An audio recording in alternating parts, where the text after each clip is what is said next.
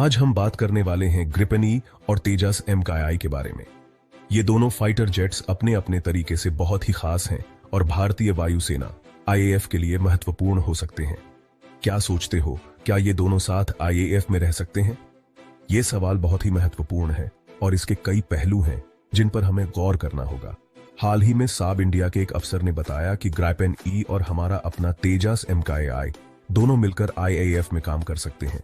ये बयान बहुत ही महत्वपूर्ण है और इसके पीछे कई कारण हो सकते हैं। खासकर जो नया MRFA टेंडर आने वाला है 110 नए जेट्स के लिए, उसमें दोनों को शामिल किया जा सकता है। ये टेंडर भारतीय वायुसेना के लिए एक बड़ा अवसर है और इसमें दोनों जेट्स की भूमिका महत्वपूर्ण हो सकती है। तो चलो पहले देखते हैं कि ग्रिपेन ई और तेजस MKI में क्या फर्क है। दोनों जेट्स की अपनी अपनी खूबियां और विशेषताएं हैं जो इन्हें अलग बनाती हैं। ग्रिपेन ई तो है एक बहुत ही modern multi role fighter jet, Saab company ने बनाया है।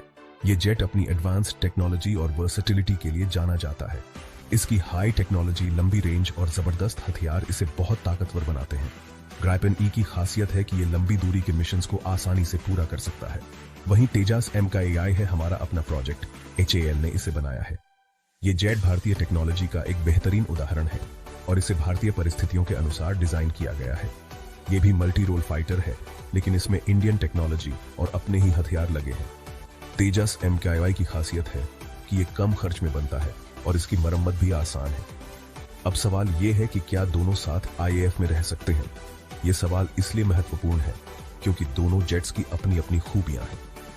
साब इंडिया के अफसर का मानना है कि दोनों प्लेन्स की अलग अलग खूबियां हैं जो इन्हें एक दूसरे के लिए परफेक्ट बनाती हैं।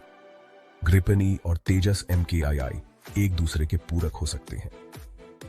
ग्रिपेन ई की लंबी रेंज और एडवांस्ड टेक्नोलॉजी इसे लंबी दूरी के मिशंस के लिए एकदम सही बनाती है, जबकि तेजस MKI भारतीय जरूरतों और अपने ही ऑपरेशंस के लिए बेहतर है। दोनों जेट्स की अपनी अपनी ताकतें हैं जो IAF को और भी मजबूत बना सकती हैं। और भी बात है, दोनों प्लेन्स के साथ होने से IAF की ताकत और भी बढ़ जाएगी। ये दोनों जेट्स मिलकर भारतीय वायुसेना को एक नई ऊंचाई पर ले जा सकते हैं।